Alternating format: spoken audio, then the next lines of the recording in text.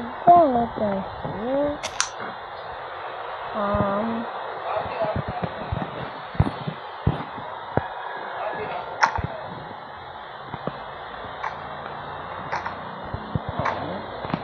Dad, that's the tree.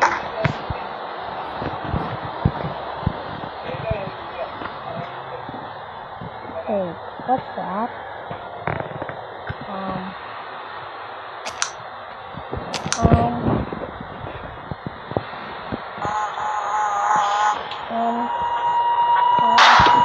Where's the phone closer?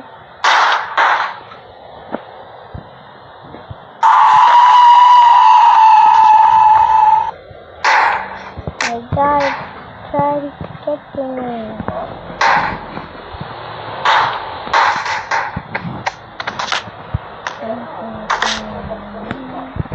Oh, God, there's the tree.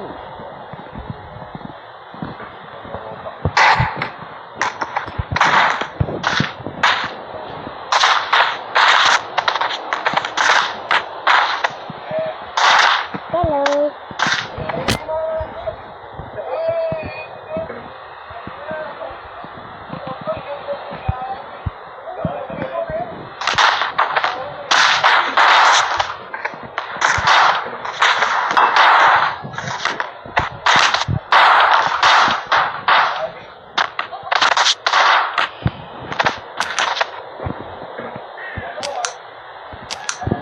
It's a tiny and now that's good. Now he's better. You just sit down and look.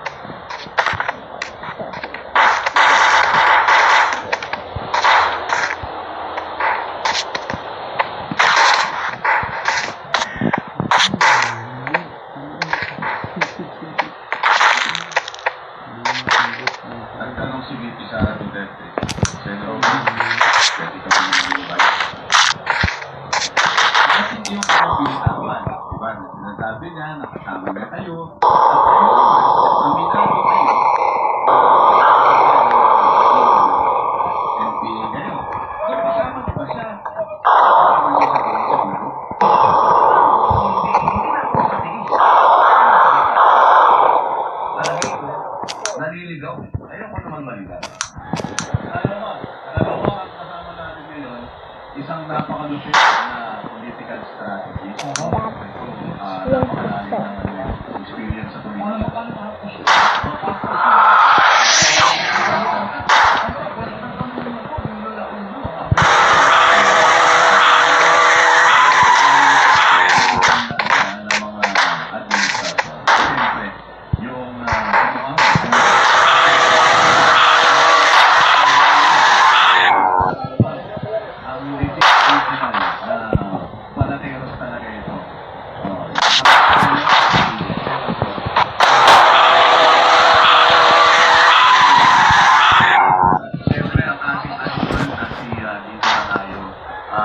Mainit na politika. Lahat na gawa, kasama natin matindi ito. Malagay ito 3 araw ko, dire-diretso. Hanggang sona na to. Hanggang sona na to. Wala na to. Balagay. Hello, there's a monster.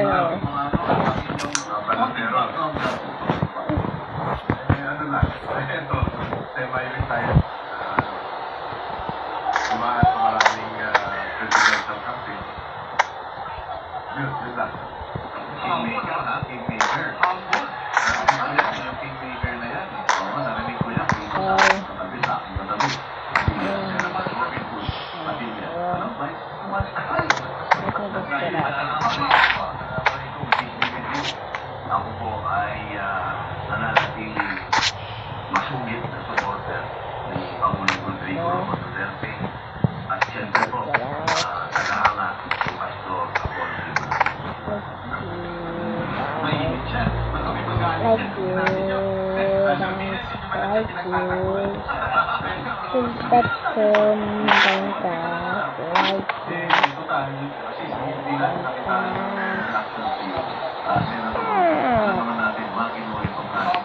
you by something.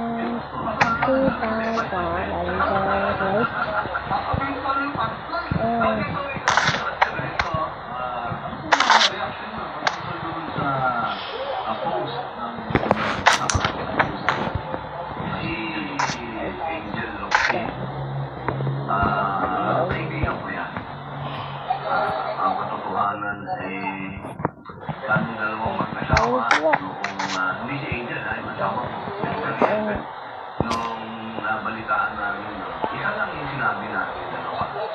Baka may pinagdadaanan si Angel, kami naman wala. So, siguro, intindihin na lang namin. Huwag na kaming sumagot, huwag na kaming magsalita.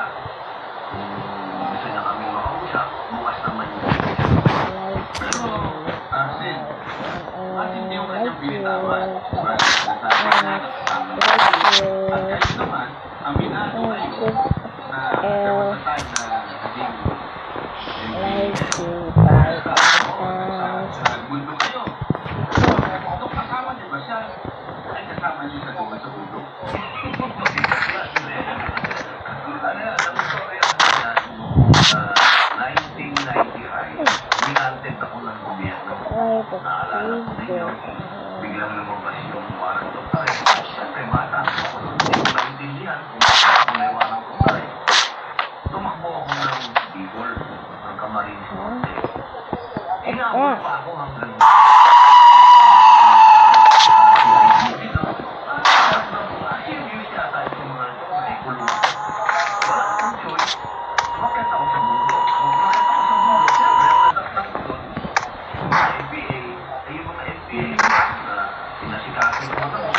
pati yung masa, kasi dati, sila yung malakas pa. Masa ang naabutan nito. Nung namatay ako, sabi nila, kailangan naman nila ako sa buwan. Pero nakita ko na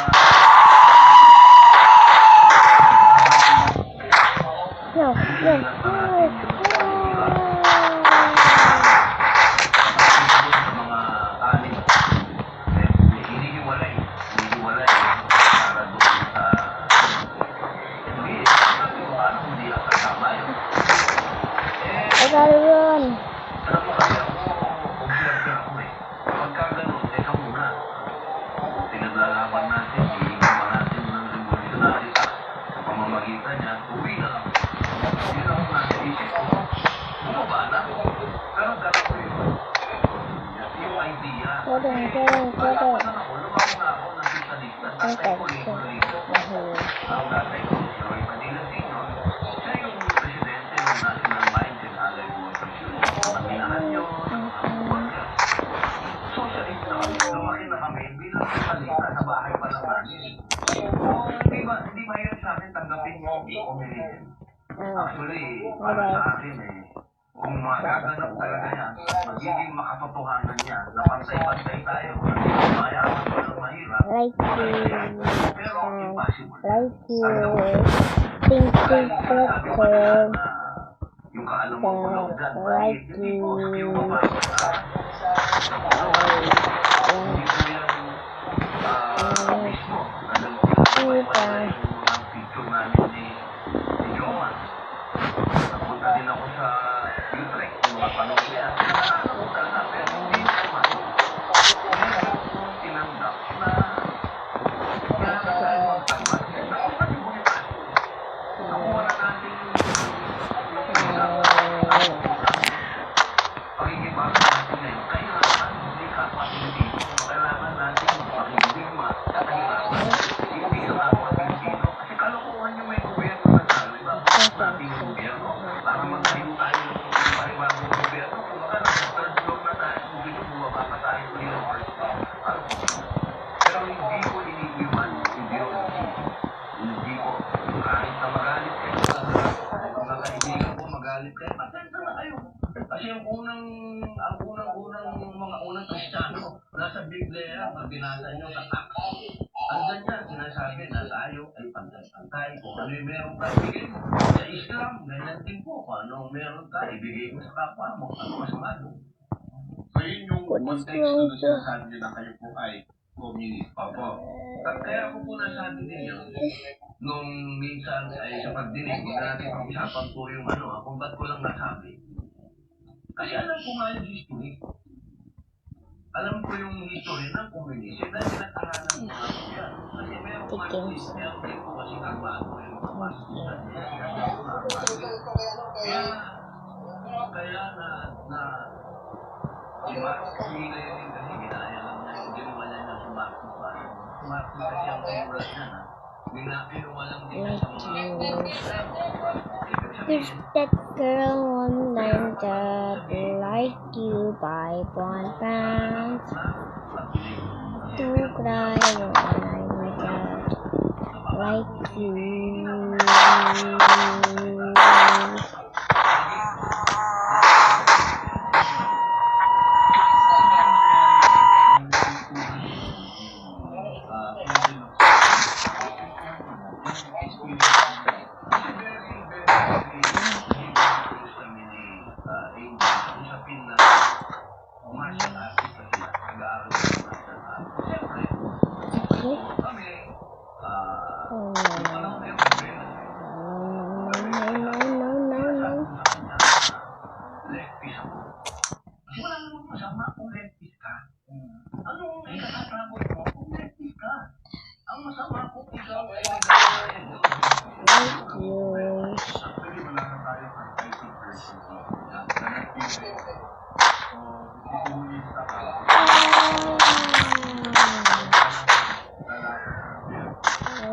Die.